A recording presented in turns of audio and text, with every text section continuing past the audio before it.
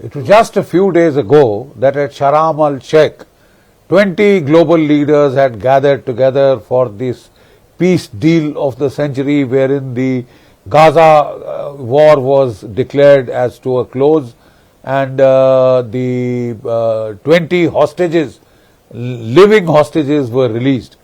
The dead bodies of the hostages were also supposed to be handed back, but only 4 were handed back, and that has become a sticking point. Now we find that actually both the main combatants, neither the Hamas nor Israel, had attended that summit at Sharm el-Sheikh. So there were doubts as to whether it would go through. One thing was certain, that this first phase of the conflict, that started with the taking of the hostages on 7th of October, had now come to an end with the release of the last living hostages. But whether the fighting would come to a conclusive end, that remained to be seen. And I'm afraid we seem to have been, taken up the garden path once again. All sorts of promises, but when it comes to actual conduct, Israel is now threatening to go in and disarm the Hamas. The Hamas is refusing to lay down arms, and those are the sticking points. So phase 1 was fine, but phase 2, phase 3, phase 4, phased withdrawal of Israel from the occupied territories, all that seems to be up in the air. I am not very sure if the fighting will come to an end.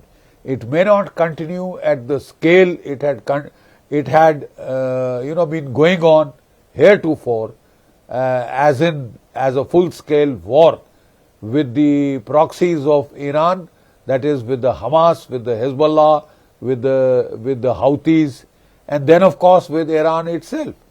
That scale of warfare we may not see except with Iran.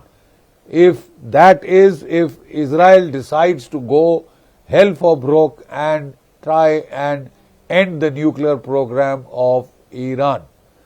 But as far as the other proxies are concerned, the basic war aims seem to have been met.